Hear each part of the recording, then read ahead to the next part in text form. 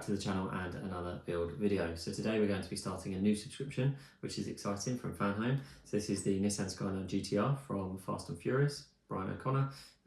So this is really exciting, to be honest. Really nice one to add to the collection with the Toyota Supra.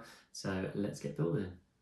So guys, for stage one of the GTR, again, just a quick overview of the magazine. Obviously this has got all sorts of information about the GTR on the street, and I'm sure as we go through, there you go already, the one actually in the movie. So that's pretty cool. One thing I would say is I'm surprised that this looks more purple than blue. I do have some smaller models of this car, 143, and this is blue. So I don't know if that's really correct. I might check that with Fanhome. But in this section, we're going to be starting to do the assembly for the front bumper. So you can see we've got the grille and some of the turn signals and I think some of the indicators, right? So let's get going. Cool. So for stage 1.1, we are going to take the grille section. I'll try and get the orientation correct on this and put the GTR badge in it. So let me just double check the orientation. So yeah, it's going to go that way. Awesome. I think. Yes. Cool. Let's just double check that because I dropped it. Yeah, so it's going to go that way. Cool, so we're going to pop the GTR badge in there, but I don't think there's any screws required for that. I think it should just be a push fit part. Let's just double check. Yes, they're kind of circular mounts on the GTR badge into a square hole, so it just holds itself. Cool, so then we'll spin this around, place it down on the desk. You might want to use like a cloth or something so that you don't scratch it, but for me, I'm quite happy to put it down on this cutting mat. We're going to take some SM screws, and 4 of them to be specific. This is a super small screwdriver, to be honest, so I may use a longer one, if I'm honest, just for a bit more leverage on the part. Cool, so let's pop the grill in. Again, you probably do. I'm going to use a glove actually, just because that's what I've got available, but you probably do want to use some sort of cloth just to put it on, just so that it doesn't get scratched or anything like that. Half of the job here is actually having a decent working area to work on these kits. There we go. Cool, so we'll pop 2 in the bottom.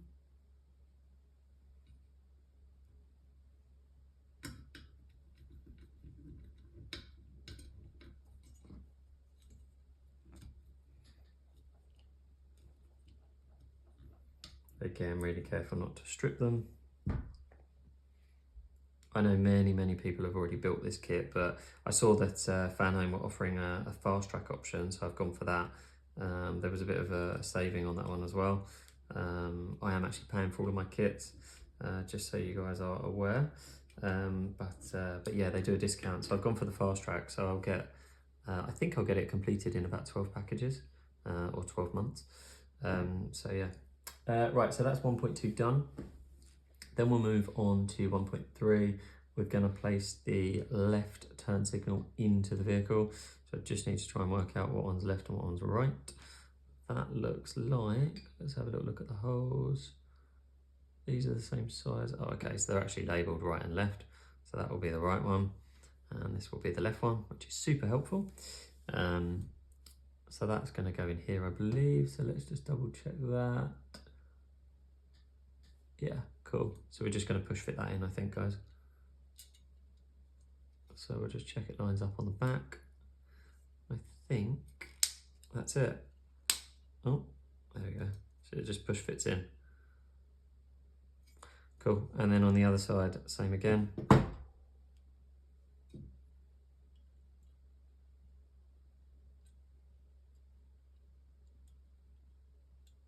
Little bit fiddly because, oh, okay, I've got that one the wrong way around. It's a little bit fiddly just because it's like a recess, obviously. So it's a bit tricky to kind of get it right in the right spot. So just take your time kind of lining it up, I would say. There we go. Awesome, cool. So we've got the two turn signal lights in there, well, the housing as such, and I can already see that obviously there's holes because I think this one comes with LEDs and light kits and everything like that. So it should be quite cool. And then I think what we're going to do is just place these covers on. So again, I need to try and figure out what one is left and what one is right. And these are not indicated, to be honest. It's a little bit more difficult. So I'm just going to double check the manual to see if there was any indication. So it looks like I've got them the right way, to be honest. So the darker side on the outside, because they're beveled in. Let's just double check. So let's just offer it up and see what it looks like, I think.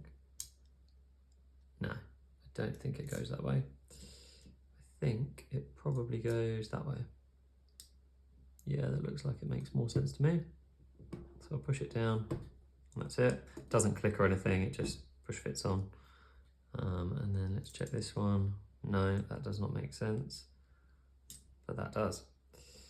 And there we go. Awesome, that one actually clicked in, so I'm gonna put a bit more pressure on this one, but it's not clicking, to be honest. So I might review this, because it doesn't look like I've got this one fully in. So I'll probably do that off camera. I'll pop this out and just double check that one, because that one's seated quite nicely, you can see. And that one's not on the back anyway, you can see. Cool, so I think that is it for stage one. So we'll move on. Right guys, so for stage number 2, we are going to be building the right front wheel. So for this stage, we are going to take the tyre and the outer rim, and we're going to place the outer rim into the tyre, obviously with the shiny edge facing outwards, like so. And then we're going to, for 2.2, we're going to take the rear of the tyre rim, or the inner tyre rim, and match it up with the holes and push it through the back of the tyre. So I've placed the tyre down, push the rim through the back. Obviously I'm being quite careful not to scratch the tyre. The back part is quite stiff compared to the front. There we go. So I've lined it up as best I could. I'll just finalise that. There we go. Awesome, so I've got them both lined up now. You will see there's a little bit of a gap in the middle, but once we put that in there, you won't really see that. Cool, so then what we're going to do is take our wheel rim, and we're going to place that through the centre. I'm just thinking now really like where I want the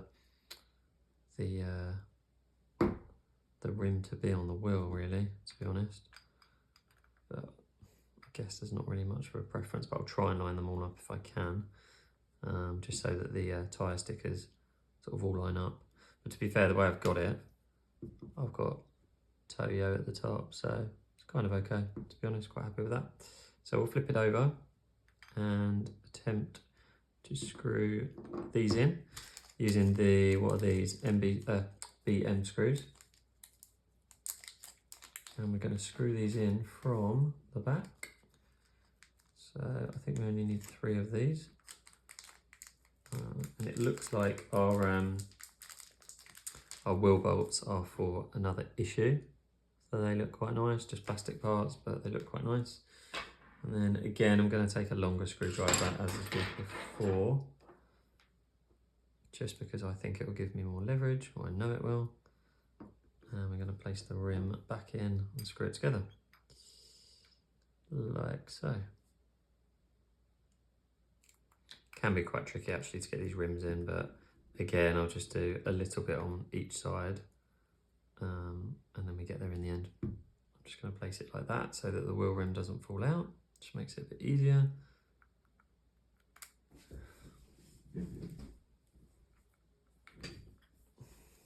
And then the last one here.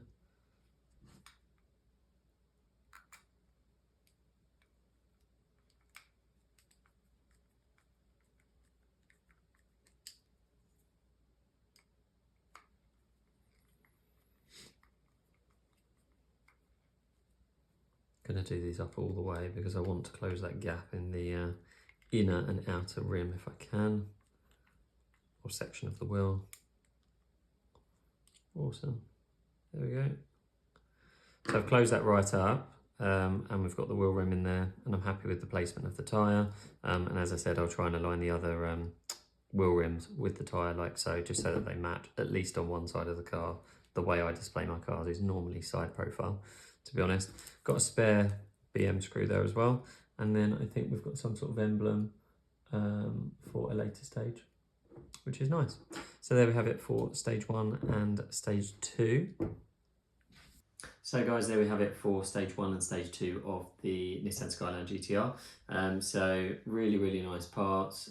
As I said, I will check the colour because I'm not sure about the purple. Thought it was going to be a bright blue if I'm honest, but I'll double check that. But yeah, excited to get this build underway and join it to the collection with the Supra. So yeah, join again for another video.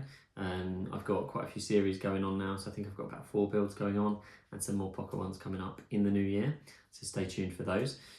So yeah, if you're enjoying the content, like, share and subscribe, and I'll see you again for another video. Cheers guys.